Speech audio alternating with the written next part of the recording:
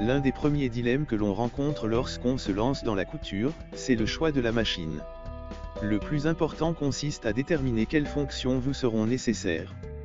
Il n'est pas utile de partir sur un modèle trop sophistiqué si vous n'êtes pas certaine que la couture vous plaira. Mais gardez également à l'esprit qu'une machine bon marché ne sera pas toujours une bonne affaire.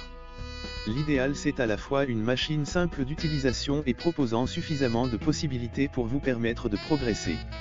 Une des premières questions que vous vous poserez, mécanique ou électronique? Au début ce sera surtout une question de budget. Si vous souhaitez mettre autour de 100 €, ce sera une mécanique, pour débuter ça peut largement suffire.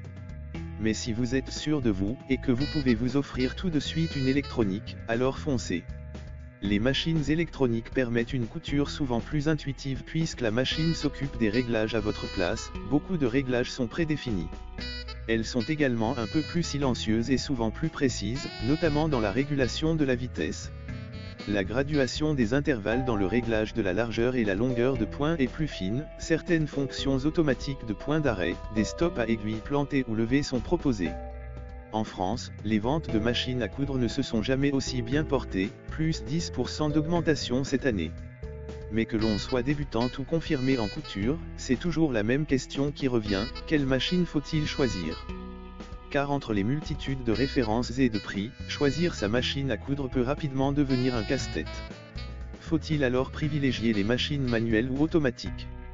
Comment ne pas se tromper lorsqu'on investit dans une machine à coudre?